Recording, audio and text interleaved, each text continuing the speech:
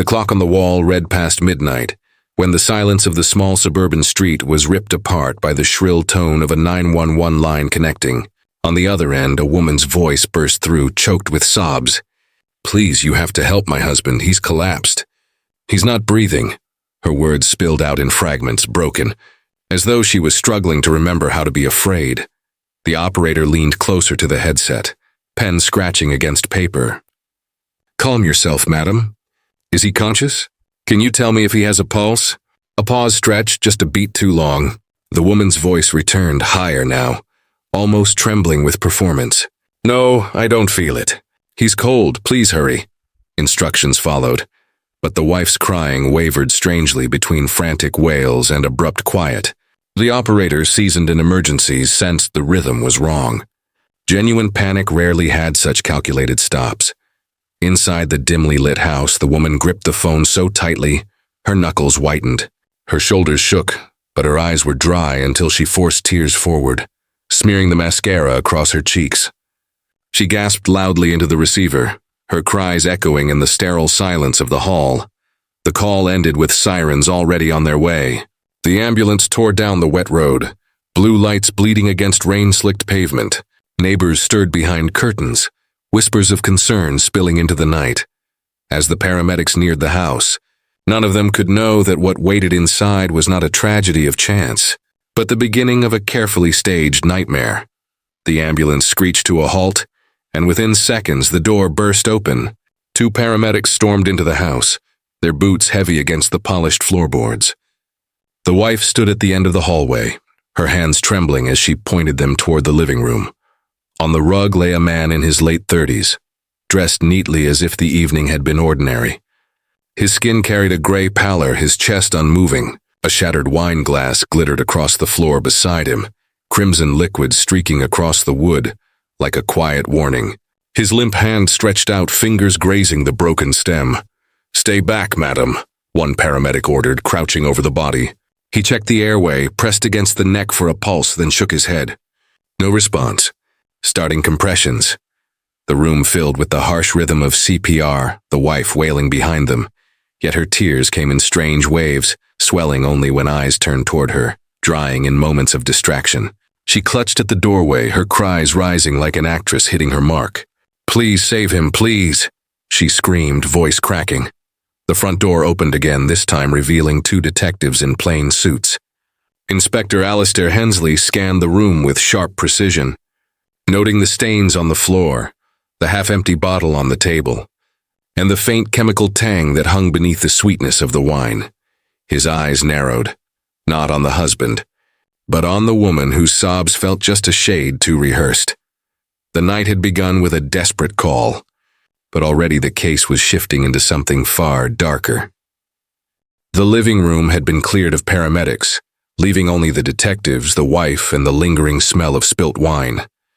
A single lamp cast sharp light across her face, catching the streaks of black mascara that cut down her pale cheeks. She sat hunched on the sofa, clutching a damp tissue in both hands as though it were a lifeline. Inspector Alistair Hensley leaned forward. "Mrs. Godfrey, can you walk us through what happened tonight?" Her sobs surged again, shaking her shoulders. He wasn't happy, not for months.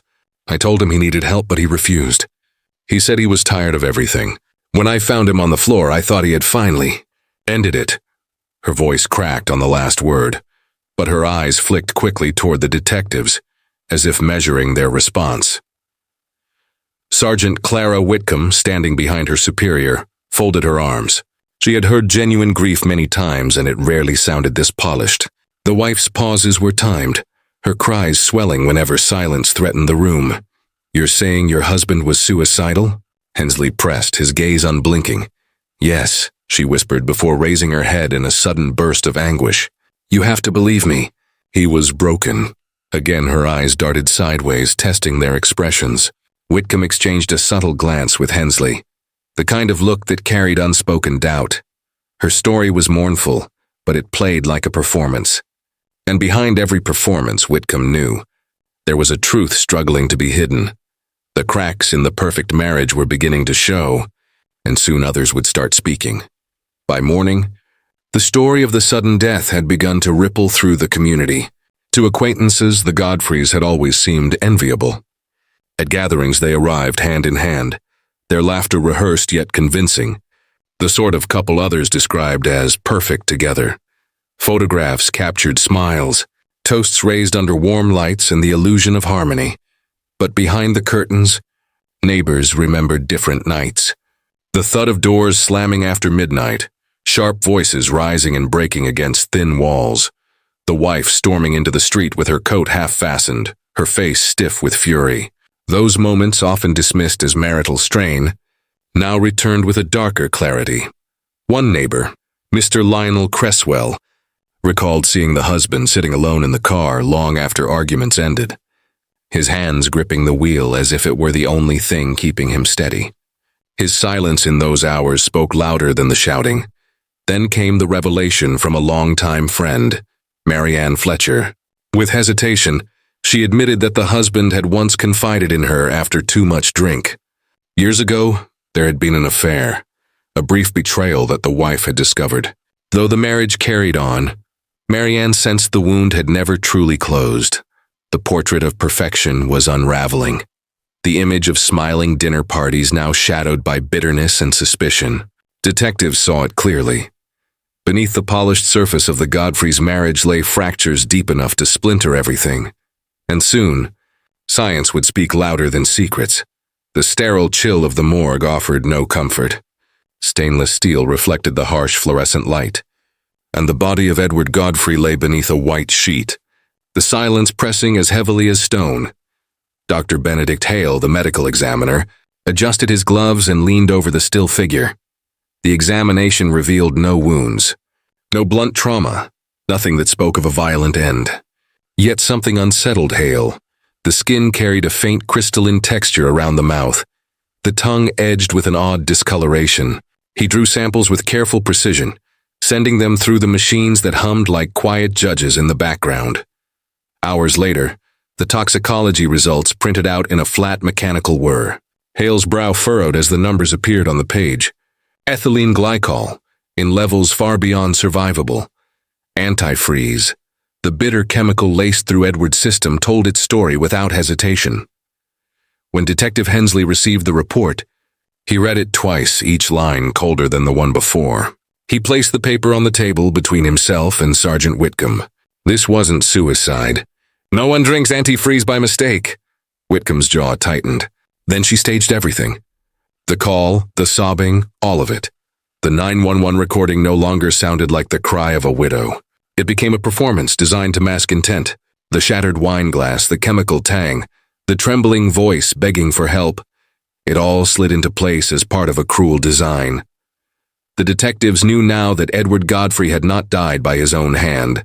He had been silenced, and the stage of mourning had been set by the very woman who claimed to love him. And in the shadows of betrayal, another figure was about to emerge. The poison explained the how, but the detectives still needed the why. Motive lay hidden in the private corners of Edward Godfrey's life, and that was where they turned next. His office computer was seized, its screen glowing in the evidence room, as rows of emails scrolled past under Hensley's watchful eye. Most correspondence appeared ordinary. Business dealings, receipts, polite exchanges. Then came a thread, marked with a name unfamiliar to the investigators. Lillian Armitage. The tone shifted in these messages, stripped of formality laced with longing. The exchanges revealed clandestine meetings arranged under the cover of night, stolen hours at a quiet inn outside the city, and Edward's mounting confession that his marriage had withered beyond repair. "I cannot live like this any longer," one message read. "You make me feel alive again. I need you. I will leave her."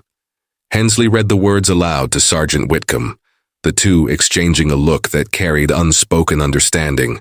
If the wife had seen even a glimpse of these exchanges, her grief-stricken act gained a new and sinister shade.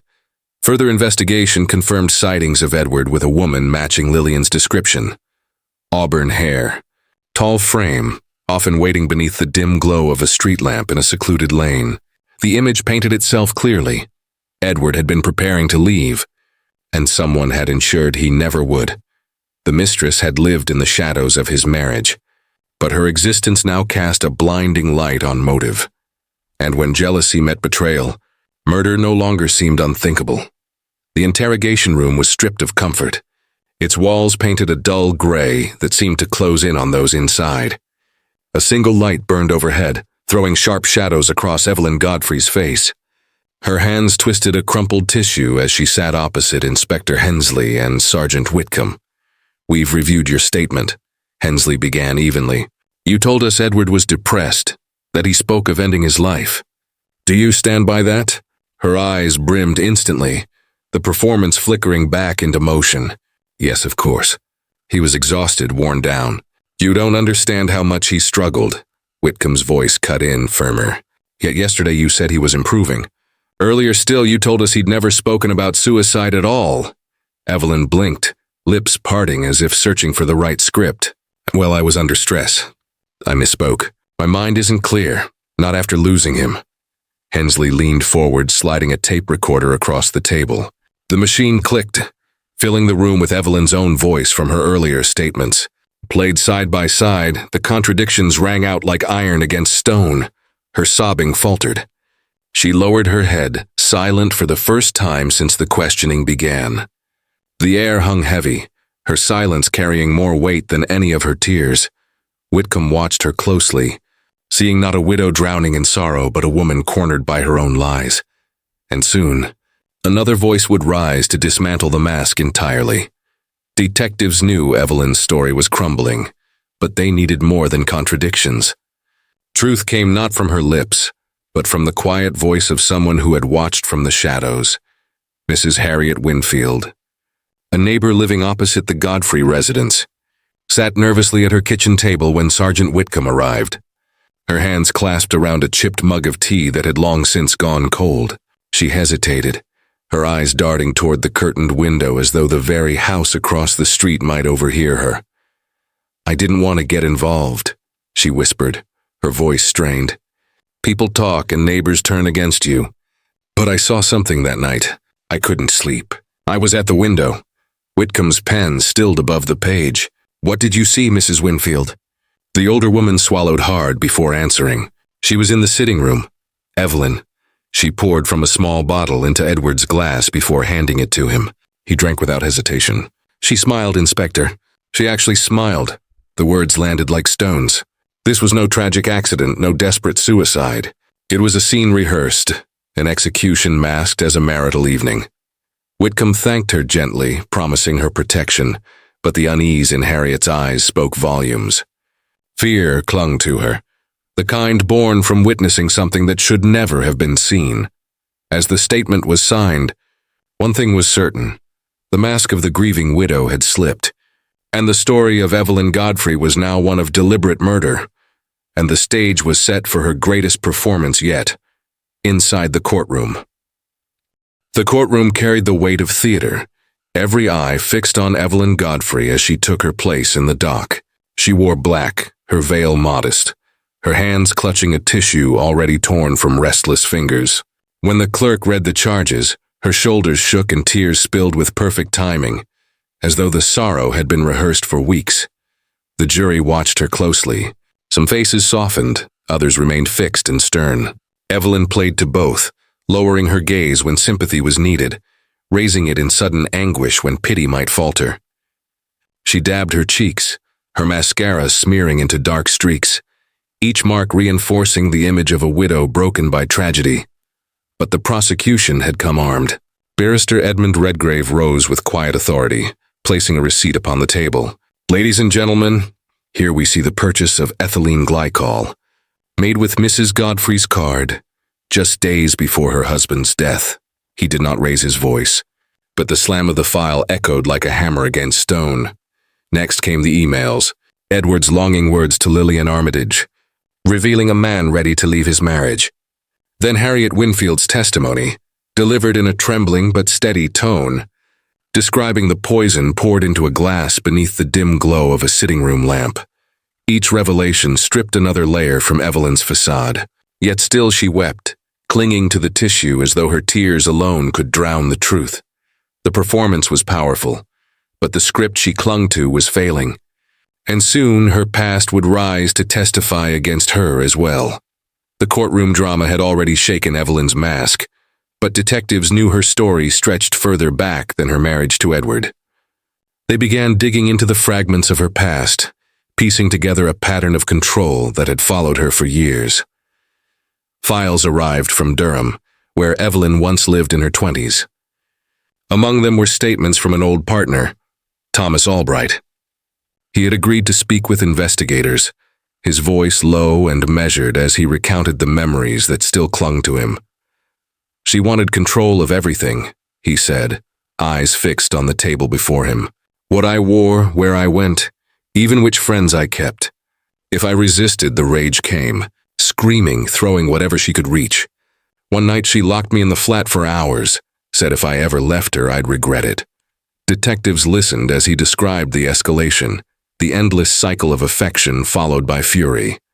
Eventually, he escaped the relationship, moving across the country to sever contact.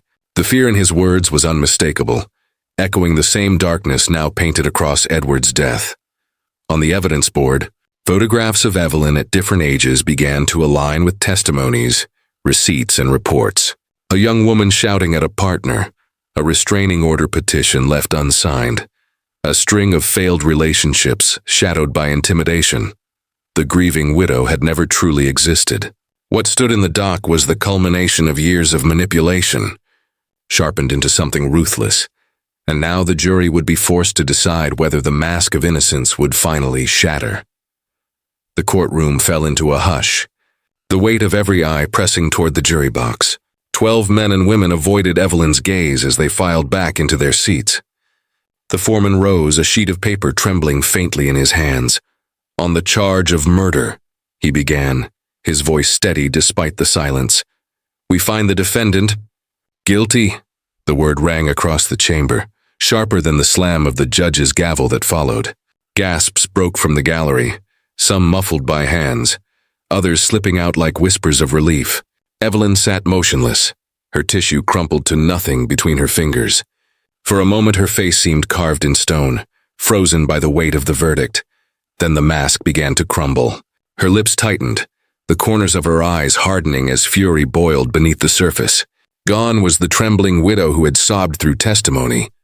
What remained was a hollow, chilling emptiness. Detective Hawthorne watched, his jaw tightening. He had seen killers react in every way imaginable. Screams, collapse, denial. But the stillness in Evelyn's expression unsettled him more than any outburst. It was as though she had been waiting for this moment, and beneath her fury lay no remorse, only defiance. The bailiff stepped forward to take her arms. She did not resist, but her eyes swept across the courtroom one last time, locking onto the jury with a glare that promised they had not truly broken her. And as the echo of the gavel faded, the shadows of what she had left behind were only beginning to stir. After the verdict, the courtroom emptied, leaving behind only the echoes of whispered disbelief. In a small chamber nearby, Detective Hawthorne sat with the prosecution team as the final piece of evidence was played once more, the call that had set the entire case in motion. The tape hissed. Then her voice spilled into the room. Please, help me, my husband. He's on the floor. He's not breathing. The sobs had once pierced with urgency, convincing, desperate. But now, stripped of context, they sounded different. Each pause felt calculated. Each repetition of his name rang with something rehearsed rather than raw. The tremble in her tone no longer carried grief, but control. It was not a widow's anguish, but a predator's performance, perfectly pitched to lure sympathy. One of the junior prosecutors shook her head slowly.